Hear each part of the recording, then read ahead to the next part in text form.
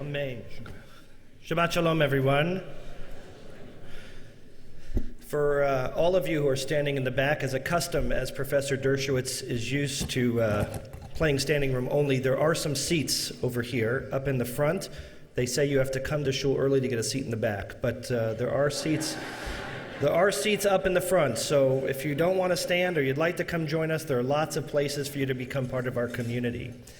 Before I begin my formal introduction of Professor Dershowitz, I want to pause for a moment and thank Doctors Mark and Eva Horn, who for the last 4 years have sponsored a lecture series at our synagogue that's held over Shabbat. And as they say in our tradition, Ma'alin B'Kodesh, the speakers continue to increase on their standard, and we continue to increase its impact on our congregation. And on behalf of all of us, Eva and Mark, we want to say thank you for enabling us to have different pathways to Torah and enriching our souls and our minds in our congregation. Alan M. Dershowitz is a Brooklyn native who has been called the nation's most peripatetic civil liberties lawyer and one of its most distinguished defenders of individual rights. He's been called the best-known criminal lawyer in the world, the top lawyer of last resort, America's most public Jewish defender, and Israel's single most visible defender, and the Jewish state's lead attorney in the court of public opinion. He is the Felix Frankfurter Professor of Law at Harvard Law School, and he's a graduate of Brooklyn College and Yale Law School. Professor Dershowitz joined the Harvard Law School faculty at the age of 25 after clerking for Judge David Bazelon and Justice Arthur Goldberg. Professor Dershowitz has also published more than 1,000 articles in different magazines, newspapers, journals, and blogs, ranging from the New York Times all the way to Haaretz and the Huffington Post. And he has #1 bestseller book called Chutzpah and 5 other national bestsellers, with more than 1 million of his books translated in many languages, which have been sold worldwide. In 1983, on behalf of the Anti-Defamation League of B'nai B'rith, Elie Wiesel of blessed memory presented him with the William O. Douglas First Amendment Award for his compassionate, eloquent leadership and persistent advocacy in the struggle for civil and human rights. Professor Dershowitz has been awarded the Honorary Doctor of Laws degree by Yeshiva University, Brooklyn College, Syracuse University, Tel Aviv University, New York City College, Haifa University, and several other institutions of higher learning. Professor Dershowitz is married, has 3 children and 2 grandchildren, and it is a great honor to have him. But before he ascends the podium and we will begin a dialogue together with some questions about what's going on in the world, I want to say something personal, if I may. And I think that this statement is even more potent in the wake of the loss of Shimon Peres and Elie Wiesel in the last few years, is that every time I find Israel, the Jewish people, or even the basic values that unite Israel and the Jewish people with Americans in the crosshairs of whatever it is of those who are angered against us, it is you, Professor Dershowitz, who stands up, who uses your voice and your incredible mind, your spirit and your passion, and are tireless and fierce in defending our people. You have never wavered one moment in that pursuit of looking after the interests of justice and the safety and security of the land of Israel. And that is an incredible, incredible blessing to all of us that gives me immense sense of pride whenever I see your name, whenever I see your face on the television, whenever I read your articles in the paper, to know that you are at the vanguard of representing and defending us. And your voice is even more powerful and more potent with the loss of those 2 other voices, who frankly, in my estimation, were the 3 voices that made the chorus of our defense and our values. And I pray that you inspire the next generation so that chorus will get even larger and stronger and sing in harmony for all of those values and those ethics that you continue to inspire us on. May God bless you and keep you for many years, because we need you. And I am honored to present in dialogue with me today, Professor Alan Dershowitz. Thank you, sir. Thank you. Thank you. So is this on? Okay. So in Jewish custom, I have 4 questions to ask you. It's not that night, but I have 4 questions to ask you, and a couple of liberties I might ask and follow-up questions along those lines. But I think the first question I want to ask you from 30,000 feet, Professor, is what was it in your background that made you decide to devote so much of your energies and your passion and your time writing in particular to the defense of the Jewish people and civil liberties and to advocacy for Israel? Well, first of all, thank you so much for inviting me to this absolutely gorgeous congregation and to help celebrate the bat mitzvah of two wonderful, wonderful young women. I look up and I see the skylight, and I know that, like everything good, it comes from Brooklyn. And I'm also thrilled to be in a congregation that has among its members the Gassman family, whose father Barry, who's here with me today, goes back to Borough Park with me. I've known Barry for 73 years. We started elementary school together in Yeshiva Eitz Chaim, and I just love your congregation. I love your service. I don't know how many of you noticed the Chazan, who was brilliant, the Chazan's homage to Leonard Cohen, who died this week, singing Hallelujah. Leonard Cohen was our great secular Chazan, having written melodies from Unatana Tokef, Who by Fire, having written his most recent memory just before he died, his kind of farewell requiem about Hineni. He sang it with the Chazan from the Montreal Shul. So the answer to your question really resides in what I've just said. I grew up in this kind of a community. I grew up in Borough Park with modern Orthodox Jews. I snuck away very often and went to the conservative shul that Rabbi Silberman and David Kusevitsky were part of. We grew up in a very cantorial neighborhood. We had Moshe Kusevitsky, David Kusevitsky, great rabbis, great chazonim. I was not a terrific student in yeshiva. Barry can attest to that. I got into a great deal of trouble all the time. And my Orthodox rabbi called me in at the end of my high school and said to me, Avi, my name was Avi at the time. My mother made me take a real name when I went to college. But said, Avi, what are we going to do with you? You got a good mouth on you, but a Yiddish cup you do not have. This is the Orthodox rabbi. He said to me, I can think of two things you can do where you have to use your mouth a lot, but not your brain. He said, one, you could be a lawyer. Wait, it gets better. He said, or two, you could be a conservative rabbi. He couldn't even bring himself to pronounce the word reform, and for him there was no greater insult than to be a rabbi outside of the Orthodox tradition. I wasn't smart enough to be a rabbi, so I became a lawyer. But I was steeped in Jewish values. And for the first, I would say, 15 years of my career at Harvard and in Washington, I didn't see the need to defend Jewish values because they weren't at risk. Everybody loved Israel. Israel was not under attack. The Jewish people were safe and secure. And it really was in the beginning of the 1970s when people like Daniel Berrigan and Noam Chomsky and the hard left, I was a person of the left, of the center left, but when the hard left began to turn against Israel, I said, look, I've always devoted my life to defending the underdog. I went down south during the civil rights period. I defended many black African Americans on death row, many others. I said, now it's my time to listen to Hillel. Emanu-El, mili, if I am not for myself, who will be for me? But if I am for myself alone, what am I?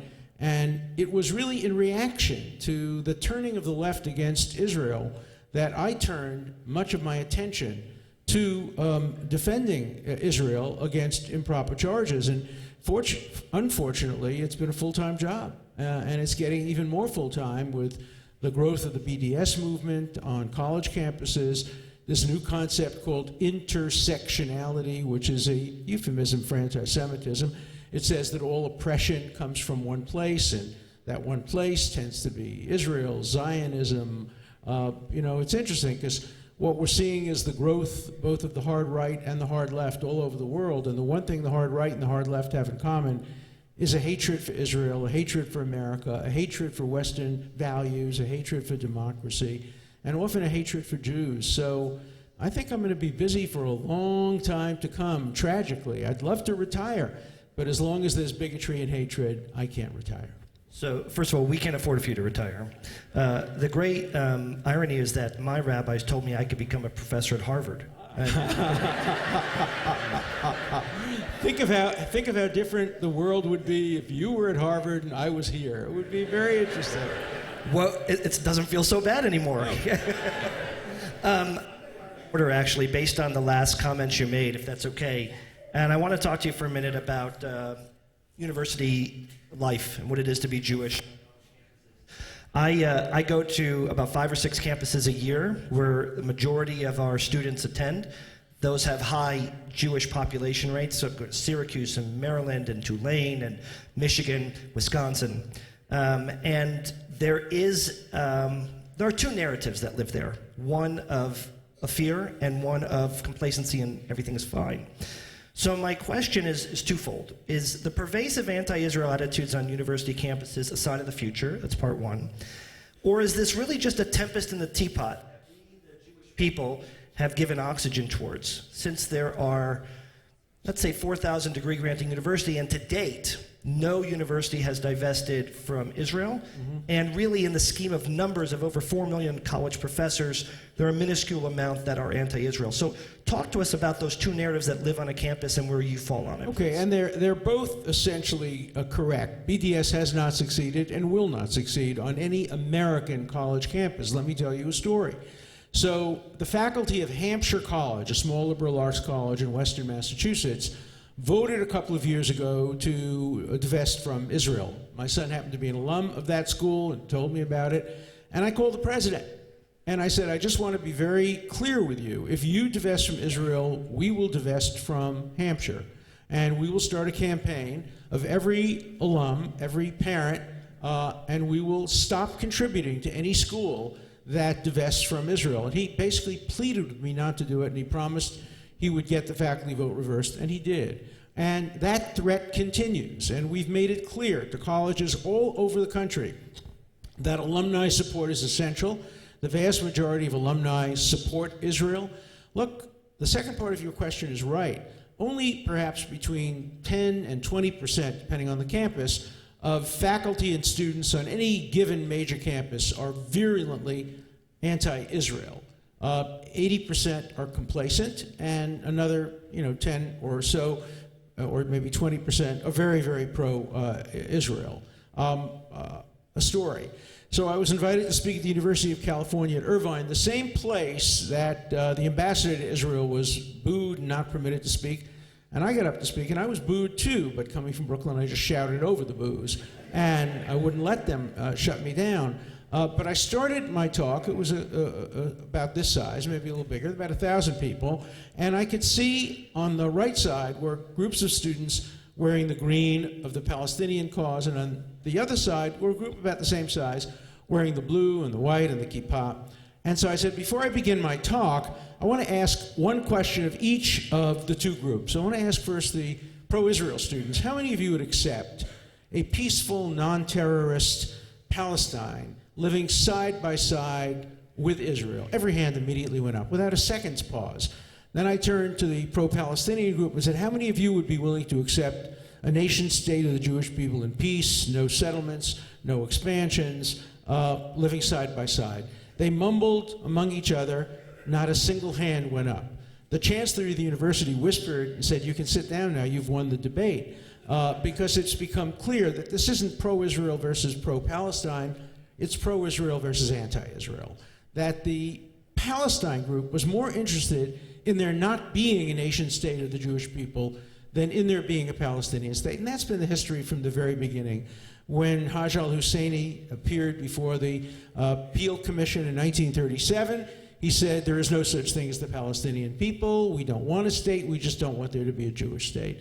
And I have said over and over again, the day the Palestinian leadership wants there to be a Palestinian state more than they want there not to be a nation state for the Jewish people, the conditions for a 2-state solution will have been achieved. The problem on college campuses is not with the anti-Israel professors. The problem on college campuses is with the pro-Israel professors.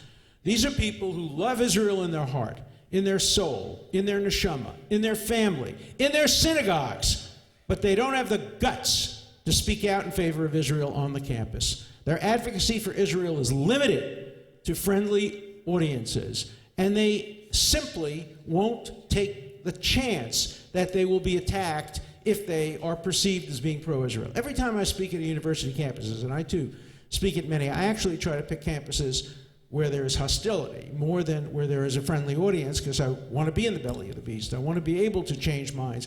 Whenever I speak, I get calls that day or the next day, and they always are the same call. They generally tend to be in a little bit of a whisper. Thank you, Alan, for speaking up on behalf of Israel. Nobody speaks up on behalf of Israel on this campus. I said, well, what about you? And they say, well, we're afraid our student evaluations will go down, and they will. Our ability to get into honor groups will be diminished, and it will. Our chance to be promoted or to be recruited by other colleges will be affected, and it will. But the job of a professor with tenure, is to speak one's mind. And I am more disappointed. There are exceptions to this, of course, on many colleges. There are exceptions on many colleges, but on too many colleges, Harvard among them, pro-Israel professors refuse to speak out because they know there will be consequences for that. So we're winning the fight against BDS in terms of results. But the goal of BDS is not to get divestment. They know they won't get that. The goal of BDS is to poison the minds of the future leaders of America. You know, when I taught at Harvard freshman seminars and I taught first-year law students, I would look at it and see 150 students. They would be terrified young people hoping that they maybe will finish law school. I would look around and say, that's the future president of the United States. That's the future chief justice. That's the future editor of the New York Times. That's the future head of Goldman Sachs. I know, because in 50 years I've seen all those people come through my classes, and they have become the future leaders. And that's why we have to look to universities as predictors of the future. And we can't let them win this debate and this struggle for the minds and souls of Jewish young and other young leaders. That's why at Harvard, every year we send 75 future student leaders, mostly non-Jews, to Israel. I usually go with them. We arrange for them to meet the Prime Minister, the Chief Justice. We get them involved in a lot of legal issues. But I want to ask you all a little Trivial Pursuit question. You can shout out an answer. Guess where I take them first. Guess the first place I take them, and I'll give you a hint. It's not the Kotel, and it's not the Museum of the Holocaust. Where do you think I take them first? Not Starbucks, huh? I'll tell you where I take them. I take them to Ramallah. Why do I take them to Ramallah? Because they see Ramallah, a beautiful city, as beautiful as Jerusalem. Not a single Israeli soldier, not a single Israeli policeman, not a single sign that there is an occupation. And they say to themselves, this is the West Bank? This is not what we've been hearing. This is not what we've been seeing. And they view everything else that they've been told before about Israel skeptically. Sure, then I take them to Bethlehem. Sure, then I take them to Hebron, which, of course, is in today's Sedra. And they see a different situation. They see it's a mixed picture. But at least they know that the propaganda they've been getting, that Israel is an apartheid country, that it performs genocide on the West Bank. Then I introduce them to the justices of the Supreme Court, one of whom is an Arab. I introduce them to, Israeli culture, and I see Israeli and West Bank Palestinians playing in the same symphony, conducted by Barenboim, and they see the reality, the complex reality. And they all come back wanting to go back to Israel. I had an African-American woman asking me to get her a job in the Justice Ministry. She wants to live there for a year. It's just a remarkable thing. As you know, when you take your congregants to Israel, there's nothing like it. I'm going there next week. I will be at the ceremony when Israel gets its F-35s, which will maintain its qualitative military superiority for years to come. But there are problems and there are issues in Israel. But we have to fight back on college campus. We have to use all of our power, all of our influence, all of our voices to make sure the students understand the nuance and the complexity. The one thing you can't discuss on college campuses today with any degree of nuance and intellectual honesty is Israel. Remember the ad they used to have, which had an egg, and then it showed the egg getting scrambled, and it said, this is your mind on drugs. I often think about that. With very smart people, colleagues of mine at Harvard, this is their brain, but when you mention Israel, it gets scrambled. Everything turns wrong. Everything that's right is wrong. Take, for example, I'll give you one example. There's a famous academic concept that's going all over the world today, and it's called pink washing, written by a Jewish lesbian woman at one of the city colleges of New York in an article in the New York Times. Here's the thesis. Sure, Israel is the best country in the Middle East and one of the best countries in the world for gay rights, for lesbian rights, for transgender rights, but that's all a cover. The only reason Israel is good for gays is to cover up how bad it is for the Palestinians. It's whitewashing, but because it's about gays, we're going to call it pinkwashing. And that's believed today in many places. It's the paradigmatic form of anti-Semitism. What is anti-Semitism? It says that anything Jews do that appears to be good must be badly motivated. So if Jews give tzedakah, there's an inherent reason behind that. If Jews contribute to political campaigns, if they build museums and hospitals, there must be bad reasons. And if they treat gays properly, there must be a bad reason for it. And yet, you hear this on so many college campuses, and you hear it from Jewish professors, and you hear it from Israeli professors. And then they make the argument by ethnic identity. A Jew, an Israeli, concedes that Israel is an apartheid, genocidal country. It must be true. It is such an absurd argument, but it's an argument that's made all the time. So I have locked horns with Peter Beinart on this issue before, and I took him on in particular 2 years ago when he encouraged rabbis from the Bima not to talk about Israel, if you recall, in the New York Times. Well, but he wants them to talk about Israel if they are willing to talk in his way. Correct. And just wants to censor them if they tell the truth. That's correct, and he was worried about how that would play out. Mm-hmm. And what I tell all young rabbis today when I'm in their midst, whether it be through APAC or JTS or wherever. By the way, I have to interrupt you. He just wrote an article condemning rabbis for not using the pulpit to condemn Donald Trump. So he wants to tell the rabbis what to say. He just doesn't want them to say things that he doesn't want them to say. He is a flaming hypocrite. Well, the point that I'm not saying yes or no. I'm saying yes. That's okay. God bless you. The point that I contend with him on, and that I say to these young rabbis on a regular basis, is the most important ingredient of your rabbinate is courage. Of course. And what you're demonstrating from these professors and asking is the same thing, because I think the world is thirsty for courage, and we seem to have stripped that down. Right. I'm going to change gears for a minute. I don't know if you heard or not, but there was a big election on Tuesday. I heard about it. Yeah. I heard about it. And I'm curious to know 2 or 3 parts of this election from you and your wisdom. One, how will this election have implications, if at all, for the state of Israel, in which ways? Secondly, do you think there was more, it's hard for me to articulate this one, do you think the divide in the country was done on political platform or on value platform? And is there a difference or not?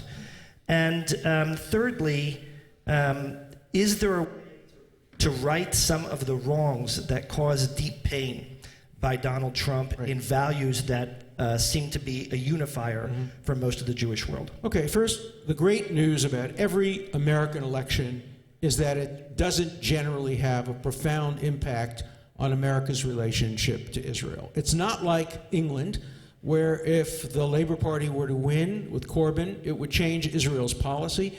It's not like what's going on in France today. It's not like what went on in the last Spanish election or the Norwegian elections. Those were all referenda in the end on Israel. In America, we're thankful that Israel is a bipartisan issue. You know, one president may be better than another.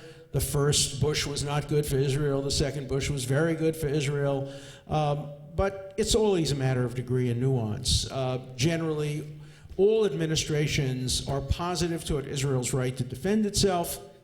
One could be very critical of the Obama administration on the Iran deal. I have been critical, but in terms of Israel's ability to defend itself against terrorism, the Obama administration has been very good. It is supplying them the F-35. So it's always going to be a matter of degree. I see this election as very dangerous for Israel in a different way. And it doesn't matter who won the election. It represents a dangerous global trend. And let me just say a parenthesis here. I don't want to brag about this, but I predicted the outcome of this election. I wrote a book with a unique title called Electile Dysfunction, a guide for unaroused voters. And in it, I predicted with absolute precision the result. I said, one is going to win the popular, one is going to win the electoral. This is going to be the closest election since 2000. I said, and I wrote this when Hillary Clinton was ahead by 12 percentage points. I said, this is like Brexit. And the reason I'm making this prediction, and the reason I'm going to be right, is Tip O'Neill is now an anachronism when he said all politics is local. Today, politics is global. And what we're seeing is a trend all over the world toward populist candidates, toward candidates exactly like Donald Trump. It's no surprise he got tremendous congratulations from the Prime Minister of Hungary, from the potentially next leader of France, Marine Le Pen, who today in the New York Times announced that the Trump election marks the end of the 20th century. And what she meant is very profound. I will put it in slightly different terms. Since 1945, the end of the Shoah, we've had a moratorium on extreme nationalism, on anti-Semitism, on the hard right, because we saw what it brought us with Hitler and the Nazis. That moratorium is ending now. And we're seeing, I just came back with my family from a trip to the places where my family came from in Galicia in Poland. I gave a speech at the Jagiellonian University in Krakow, and I visited Hungary and Slovakia and Austria and Poland, and what I saw was extremely disturbing. What I saw was the return of extreme nationalism. And it always takes the form of the election of a populist leader, sometimes a non-ideological populist leader. And I wrote about that in my book, and I predicted that because of global trends, we would see Brexit. I predicted Brexit exactly right, too, that Brexit would win despite the polls, that Trump would do very, very well. I didn't know whether he'd win or lose, but I knew it would be an extremely, extremely close election. And so I worry about the growth of extremism on both sides. We're seeing it on the right, and we're seeing it on the left. And whenever you get a strong nationalist right wing, you get a counteraction on the left. And today's op-ed by Senator Sanders in the New York Times is another symbol of that. He thinks, essentially, that the reason that the Democrats lost the election is they weren't left enough. He's just dead wrong. Sanders would have carried 4 states. Americans don't like socialism. They don't trust large governmental bureaucracies. The future of the Democratic Party is not to move leftist. By the way, these people call themselves progressives, but they're the ones on college campus who are the repressives. They're the ones who want trigger warnings, safe spaces, no more microaggressions. For them, but not for us. Jews and Christian Zionists don't have safe spaces on college campuses today. They don't get trigger warnings. Only the hard left gets the trigger warnings and the safe spaces and the denial of microaggressions. Take, for example, the organization Black Lives Matter. I have devoted my life to civil rights and to making sure that Black Lives Matter. But I will have nothing to do with that organization as long as it continues to have in its platform one country, the nation state of the Jewish people, singled out as genocidal and apartheid. Genocidal, the word was invented to describe what happened to 6 million Jews. How dare people, and by the way, that was put in the platform by a Jewish member of Black Lives Matter, but supported by the board, and I will have nothing to do with that organization or with any groups on the hard left, even though I consider myself center-left, as long as they manifest this kind of intolerance and anti-Semitism. And we have to fight back. I've urged Jewish students today on college campuses are told if they want to belong to environmental groups, they have to renounce Israel. If they want to belong to gay rights groups, renounce Israel. If they want to belong to feminist groups, reject Israel. No. We'll have to start our own organizations. We'll have to start organizations involving civil rights for blacks that don't call Israel genocidal. We have to start environmental groups that base the environmental support on the Torah, that says even when you capture a foreign country, you don't kill the fruit trees. You leave the environment pristine. We can create organizations. They don't have to be Jewish. They just have to not be anti-Semitic. And no Jewish kid on a college campus should ever be made to have to choose between Ahavat Yisrael, a love for Israel, and a love for progressive, reasonable values, either right or left. I want to see the debate return to the days when good, reasonable conservatives could debate with good, reasonable liberals. That's not the future. The future is alt-right debating with hard left. We saw what that happened in the 1920s. In the 1920s, all of Europe was divided between communist parties and fascist parties, and the result was horrible. I don't want to see that happen in America. I want to see both parties move to the center. That's why my next book is called Why I Left the Left But Couldn't Join the Right, The Case for the Vibrant Center. I want to see us return to the center, and Jews always thrive at the center. You know, Jews and Israel have always been caught between the extremes of the black and the red, the black of fascism, the red of communism. Jews were seduced by communism, many in the 1920s and 1930s because conditions were so bad. And then we got stabbed in the back when the Bronsteins became Trotskys and led the campaign to kill Jews, just like we're seeing many Jews on the hard left be the most anti-Semitic. Jill Stein runs on a platform of BDS. You know, it's interesting that in America, I could be opposing the first two Jews ever to run for president, Sanders and Jill Stein, and I was proud to vote against both of them. But by the way, if this legal thing doesn't work out, you can come up with book titles for people. You're very creative. Let's talk a little bit. Oh, by the way, before we get to that, another book title, my last book, is today's Sedra, of course. It's called Abraham, the world's first but certainly not last Jewish lawyer.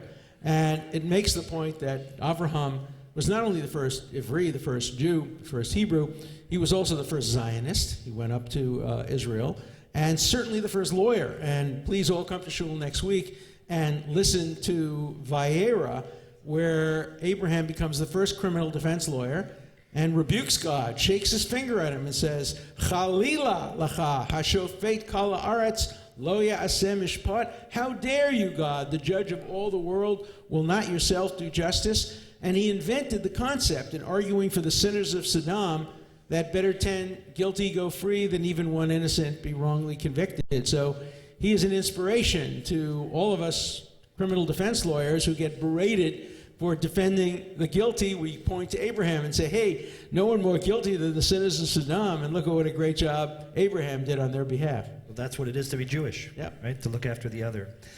Let's talk about the next 2 months of the Obama administration, which leaves us with a very rich tapestry, a nuanced approach of what it is to have Israel advocacy. Close relationships with J Street, but as you said, and as many in Israel have said, some of the strongest relationship militarily that has existed in our history, the F-35 that came through, 8 packages and so on, no love lost for the prime minister, and some clear snubbing. My question to you is a focused one, which is, what do you think President Obama will do, and what do you think President Obama should do when it comes to the United Nations in the next 2 months and bringing the issue of Israel to the forefront? Okay, it's a great question. I'm going to be speaking at the UN this Wednesday at 4 o'clock, and one of the points I'm going to make is how dangerous it would be for the French resolution before the Security Council to be enacted. The French resolution would really turn the peace process over to the United Nations. And President Obama, through his surrogates, has threatened not to veto that resolution, which would be a major change in American foreign policy. American foreign policy for the last 40 years has been to keep the Israel issue away from the UN. It started in 1975 with racism, Zionism, and Senator Moynihan standing up and saying, we will not be bound by this.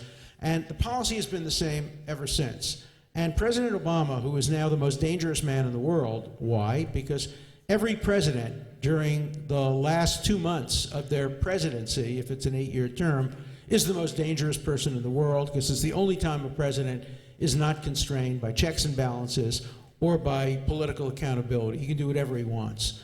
And I hope he does not change American policy unilaterally. It'd be utterly undemocratic to do so. The Senate overwhelmingly, 82 senators, wrote to him and said, don't do it. The House of Representatives, even a higher percentage would tell him, don't do it. The American public would tell him not to do it. Many in his own staff are telling him not to do it. I had already approached Hillary Clinton and urged her, if she were to have been elected, to tell Obama, please do not tie my hands, because you can't undo a Security Council resolution. And if President Obama tries to tie the hands of his successor, I don't think Donald Trump will have as much influence on President Obama in saying, don't tie my hands. But I hope the president doesn't do it. And we all have an obligation here to try to stop that from happening. Now, J Street has been silent on this. J Street claims to be pro-Israel. Hard to find much evidence of it on its website. If you read J Street, it's all counter, counter, counter. On the Iran deal, virtually everybody in Israel was opposed to the Iran deal, particularly the sunset provision of the Iran deal, which ends it in 8 years. J Street was in favor of it. J Street did everything that Obama wanted him to do. And I'm talking as somebody who voted for Obama twice, and I'm a strong liberal Democrat, but always critical of whoever my president is. Just like when I was growing up, I was critical of my rabbi. You know, the job of a Jew is to be critical, but loving and supportive and loyal, but critical. 2 Jews, 3 opinions. 2 Israelis, 12 newspapers. So don't expect agreement on these issues. When I speak about Israel on college campuses, I make the 80% case. I don't try to make the 100% case, because there are no 2 people who agree 100% on anything that's happening in Israel. On the Iran deal, I'm about to write a piece to Donald Trump saying, you've said you're going to tear up the Iran deal. Mistake. Don't do that. There's a much better way. Enforce it fully. The Iran deal starts with the following statement, and nobody seems to understand that, but go today after services and check Google, and you'll read the prologue to the Iranian statement. I wrote a book about it called The Case Against the Iran Deal. And the prologue starts by saying, Iran acknowledges that it will never, under any circumstances, seek to obtain or develop nuclear weapons. Never. Never doesn't mean 8 years. It doesn't mean 12 years. It doesn't mean 20 years. All I want President-elect Trump to do, and I want Congress to do it too, is to say, we've read the Iran deal. We think the prologue is an inherent central part of the deal. And it is American foreign policy that Iran will never, under any circumstances, be permitted to develop nuclear weapons. Why is that so important? Because the reality is Iran will never be allowed to develop nuclear weapons. There isn't a single prime minister of Israel, I don't care who it is, whether it be the extreme Labor Party, the extreme left, any prime minister of Israel, certainly not Herzog, certainly not Tzipi Livni, who would sit by and allow Iran, which has sworn to destroy Israel, to develop a nuclear arsenal. It will not happen. Israel will be obliged to take military action to stop that from happening.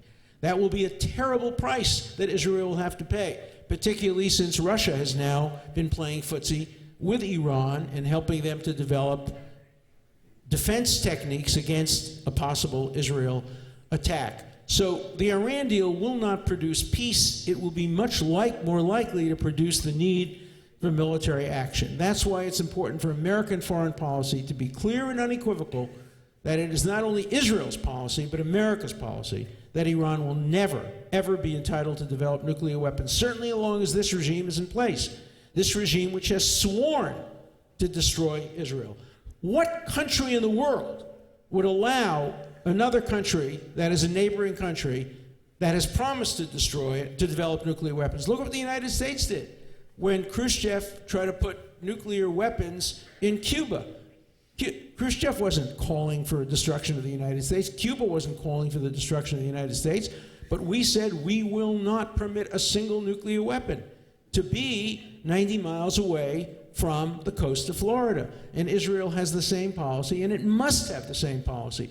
Any country would have that policy, and it applies a double standard to Israel to say you're not permitted to prevent a country that has threatened to destroy you from developing a nuclear arsenal. So I'm hoping that America, in the interim, in the next 2 very dangerous, very difficult months, will do the right thing, both in terms of the UN and in terms of the Iran deal.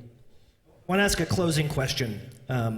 We live in a world that we govern from our armchairs with remote controls, and we see something horrible, and we flip the channel. And rarely do we find the courage, which you were talking about, to come and do something about it, to, as Heschel said, pray with our feet. Right. So I want to ask you for 2 or 3 concrete things that you would suggest that we, as American people who I think overwhelmingly agree with every syllable you uttered today, what we can do to be advocates for Israel, advocates for change, and to continue to ensure that we are safe and protected as Jews and as Americans. Okay, well, first of all, I think our position in America is much stronger than it was in the 1930s. Look, our grandparents couldn't do very much to prevent the Shoah. They tried their best, but they didn't have the power. They didn't have the influence. We do. There are efforts, by the way, to diminish our influence. If you look at the efforts that Sanders and others are making to move the Democratic Party to become a kind of socialist party which eschews any reliance on Wall Street and corporations and ending financial contributions to campaigns, that would reduce the influence of Jews in governance. And you know, I counted twice this morning, I was probably off by 1 or 2, but how many times did we say, and how many times a week do we recite the prayer, Hashem oz li'amo yitain, Hashem yivarech et amo b'shalom. God will give the Jewish people oz, strength, and only then will the Jewish people have peace. So we learn the lesson of the Shoah that we need power, we need oz, and we need to use our power.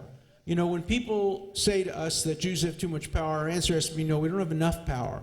That we have too much, no, we don't have enough. When we have too much chutzpah, we don't have enough chutzpah. The reality is we must use all of our power. We must use our economic power, our political power, our academic power, our moral influences, because, you know, we learned the lesson in the Shoah. When Martin Buber wrote a letter to Mahatma Gandhi asking him to support the Jewish people at a time that they were being destroyed by the Nazis, Gandhi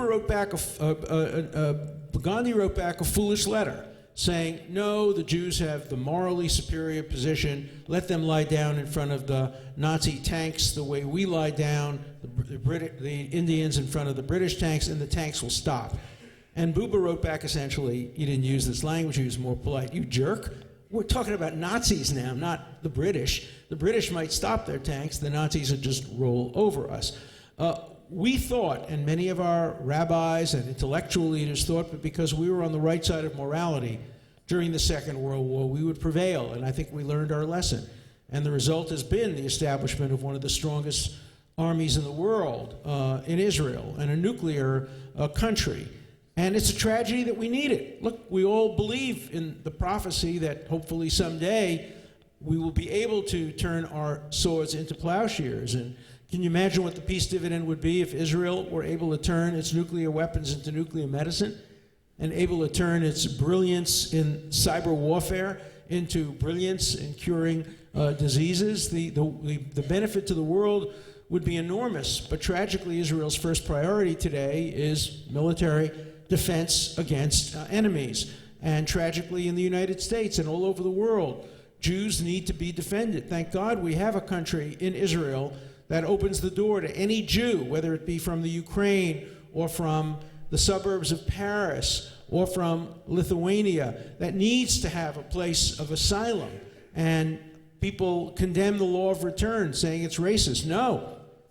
Maybe the Chinese law of return is racist, maybe the Palestinian law of return. Many countries in the world, I think something like 40 of them, have comparable laws of return. But only Israel has proved that it needs a law of return because Jews are still endangered in so many parts of the world and growing worse in places like Hungary and other places. In Poland now, it is going to be a crime for anybody to say that Polish people were complicit in the Shoah. a man named Jan Gross, who is an eminent historian, Princeton, and also in Poland, is getting his reward removed by the Polish government and is being threatened with criminal prosecution because he wrote a book called Neighbors, which proved that Polish people burned a church full of Jews that they surrounded, and of course in Kielce, even after the war was over, dozens of Jews were murdered in cold blood. And, you know, Jews have to tell the truth, and the world has to tell the truth. There were many great Poles. Jan Karski is one of the bravest people in the world. I'm trying to establish a Jan Karski lecture at Harvard Law School in honor of this great Catholic lawyer who risked his life to come to America and tell us the story of the Shoah. And there were many good people in Poland who helped hide Jews, but there were many bad ones, including many of the leaders of the Catholic Church who were complicit in some of the atrocities. And the truth and nuance must prevail. So my point is, we have to fight back, and we have to continue to consider ourselves, yes, this is the best of times. We are strong, we're powerful, we're wealthy, we're successful, but we also live in dangerous times. And our obligation is not to remain silent. You know, I'm often asked, am I an optimist or a pessimist? And I think of the Israeli definition. In Israel, a pessimist is somebody who says, things are so bad, oy vey, they're so bad they couldn't possibly get worse. And an optimist is someone who says, yes, they can. Now, I'm not that kind of an optimist. I do think that we have destiny in our hands, that we no longer can make the excuse that we are powerless. If we fail to exercise our power, that's our choice. If we remain passive in the face of danger, that's our choice. And we should choose life, and we should choose truth, and we should choose to fight back against causes of injustice. And we should do it within the Jewish tradition. We should never forget that we were strangers in a land, and we have to treat strangers well. We have to resist efforts to stigmatize other people. I'm so proud of the Anti-Defamation League when it stands up for Muslims, and it stands up for Mexican Americans, and when it also stands up for Jews. You know, you don't want to be the kind of Jew who only stands up for others, and you don't want to be the kind of Jew who only stands up for Jews. And that's why Hillel's admonition, Emanu-El, is so powerful and resonates through the centuries. And I really feel optimistic when I see a Shabbos morning, a beautiful day, where everybody could be out playing golf, and people are here celebrating the future with two wonderful bat mitzvah girls who just said the Leining and the Haftorah and the Dvar Torah so beautifully. When I see two young girls like that, I am so optimistic about the future. So may you go from strength to strength, and may you continue to do great things for America, for the world, and for Klal Yisrael. Thank you so much.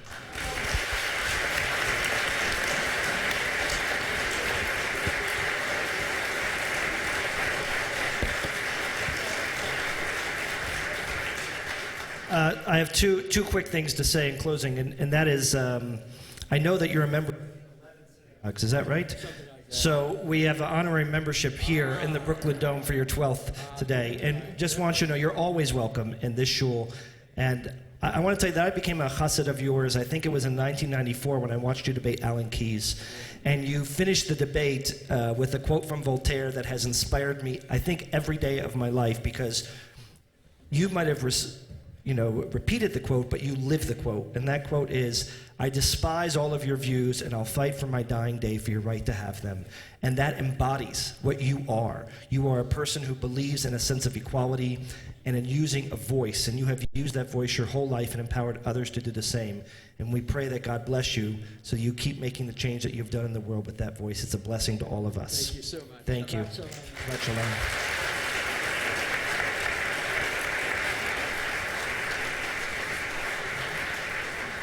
We have some good news and not as good news. We're going to conclude services with a few more prayers. Then we're going to invite everyone to go to Kiddush like we do every week. But we're encouraging you to take your Kiddush food and bring it straight downstairs to the promenade, where we're going to have about 15 to 20 minutes of questions and answers with Professor Dershowitz. He's on a tight schedule and needs to leave at a particular time. I will remind you down there again that questions normally have an inflection in your voice and a question mark at the end. If anyone decides to use this time as a platform for their statements, I will direct you towards a blog site where you can do just that, but it won't be downstairs. We want you to think of those questions and indeed make them questions.